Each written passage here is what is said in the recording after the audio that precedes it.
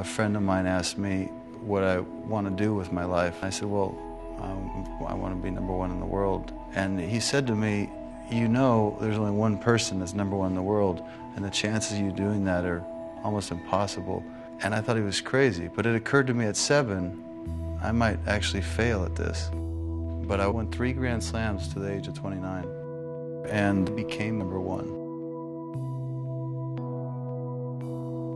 And now I find myself in the finals of the US Open.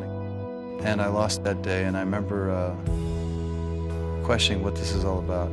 26-0, you lose a match and you feel like a loser. I don't think I've ever been so disconnected with the sport or so disappointed by the sport than I was that day. And that match really sent me into a 2-year tailspin. I proactively left the game mentally, just checked out. I felt 141 in the world. I've never liked myself so little. I've never hated tennis so much in that moment. And at that moment I said to myself, what if now, for the first time, I choose it? What now if I play tennis not for the pressures of life, not because I have to, but because I find a reason to?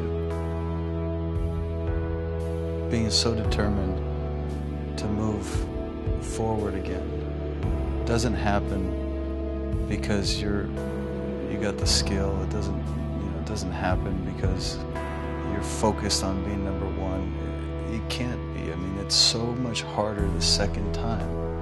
It's not easy to be #1 in the world at anything the first time. But it's so much harder the second time because unlike the first time, it's not just a bad day that you have to get past. It's a day where you're clearly aware of where you're not. So the amount of discouragement that can happen on this journey when you feel certain ways and the result of feeling those ways, you can look ahead almost like a crystal ball and know what you're in for. It's the proudest thing in my career, in my opinion, was staying true to that character day after day. It was always about, can I be better than I am now? Can tomorrow be more hopeful than today? And every day that I could say yes to that was a day worth fighting for.